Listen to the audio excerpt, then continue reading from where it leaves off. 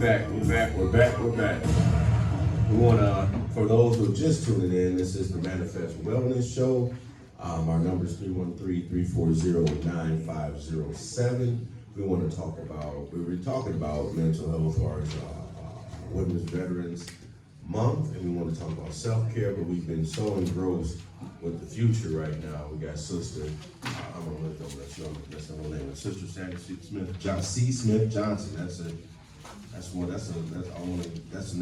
definitely right. It's not, it's not Sandra C. Smith Johnson. What's the C for? Celeste? Celeste, yes. All right. And we have been talking, if you're just tuning in, Sister Sandra is doing phenomenal things.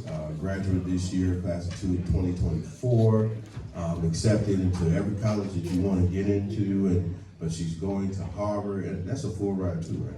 Yes. Okay, full ride to Harvard, which is not easy. Ivy Leagues don't just hand out like here. They don't hand out full rides to Harvard. The sister's doing some great things. She wants to study science, history, and African studies and tie them all together, double major.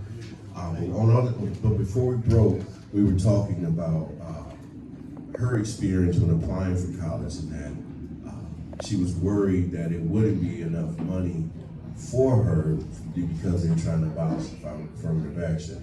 And this sister was already on the path to not needing money, from any type of affirmative action type programs. So we got to, we were talking about where affirmative action should be instituted. Right now, it's when you're 18, you're applying to do things when you're an adult, and I pose the challenge that that's 18 years too late.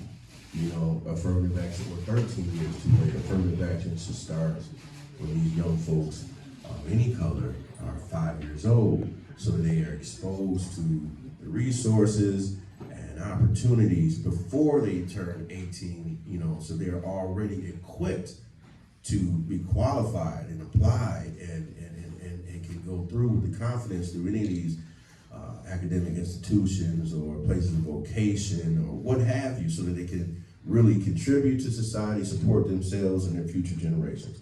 So my challenge to Sister Sandra is, when you become this phenomenal, well-known lawyer, can you please go after that? So I just wanted you to speak to that. So of course, and I definitely agree with everything that you're saying. I definitely understand and recognize that I was privileged to attend Roper, which only offers honors classes, and that curriculum was very rigorous and set up in a college preparatory manner. But for places like DPS, where you were saying like the curriculum is 3 years behind schools like Roper, that is, like I was saying, a systemic, and Cranbrook, a systemic disadvantage that's worked into our government. And so I will definitely do my best to make sure that we change that in the future. You get all your Harvard rights on it. Well, I just want to piggyback, because it goes back to an earlier statement I made. Again, here I come again. When you talk about, because I know the reputation Cranbrook had when I was in high school, and again, there wasn't too many of us at Cranbrook. No. So when we would run into those individuals from Cranbrook, we would always, again, go back to the ethnicity piece of it. That's real. That's I just want to make sure I put this out there, that we deserve to have these places. These seats at these tables. For sure. Okay, I understand that. And there is nothing wrong with sending your child to these elite schools. Absolutely nothing. But I think in doing so, we need to understand, because this young sister here mentioned something about, she talked about her Black experiences. That a lot of times, on my journey, I had to compromise my Blackness to fit in these white spaces. And it don't change when we get older. It don't change when we advance. It don't change when we get into corporate America. Just ask Claudia Gay. It's more intense mentally. The woman you're going to replace, ask her. So a lot of times when we can't do this, and going back to, I scored these standardized testing. And I think Brother Brady made a great point. We need to understand that affirmative action and the infrastructure of our educational system are two different things. Okay, I've read these exams, these essays for the state test, and I could tell instantly when I was scoring testing from a predominantly urban population, opposed to when I wasn't. The writing was That's scary. completely different. I mean, I was reading essays from 8th graders, and I'm not exaggerating, y'all, that read like college students. Yeah. And then I would read some essays from 8th graders that read like 3rd graders.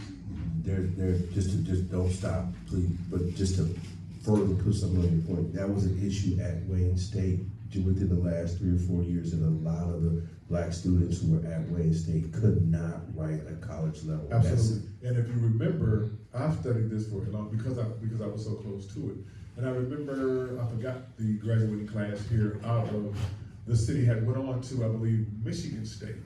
And I believe like 60%, and I had to go get my statistics, I hate citing statistics inaccurately, had to take remedial courses when they got to college. To your point entirely, Brother Barry, they were not ready. They were not ready. And I ain't gonna lie to you, I used to laugh, I used to joke, because my son, both my son, my daughter, they both went to Cass, and I would help them write, and I would be like, I thought y'all supposed to be. They always talk about, there's 2 people in the world, those that went to Cass and those that... It's true. It's true. It's true. To the Cass. I graduated. I graduated.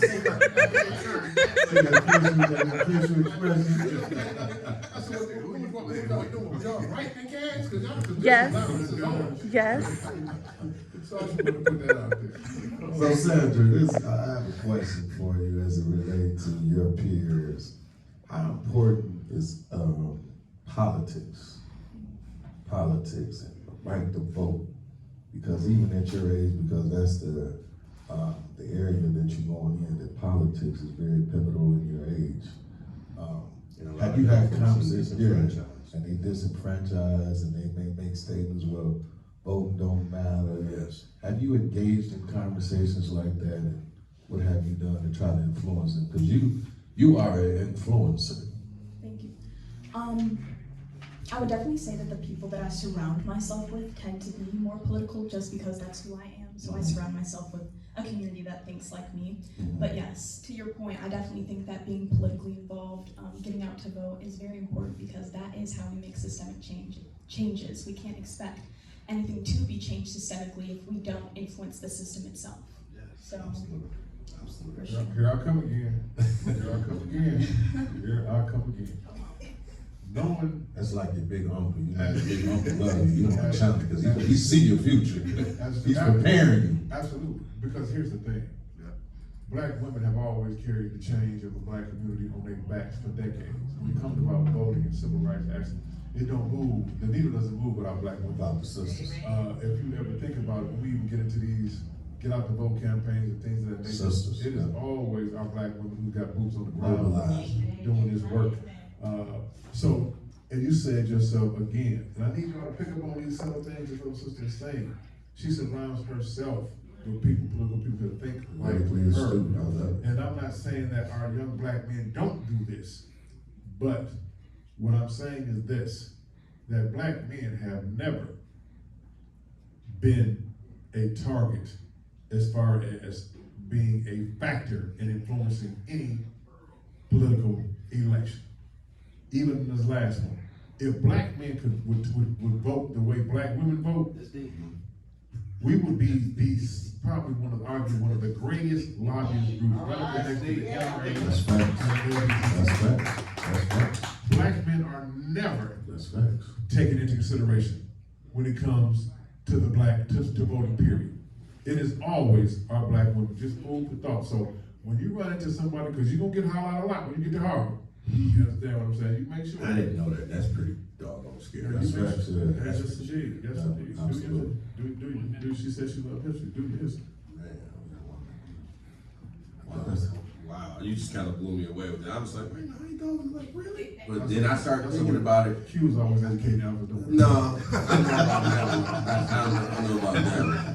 It's just a community thing. I'm gonna tell you, we got 30 seconds. Commercial break. Can we go to Girl 1-340-9507 313-340-9507.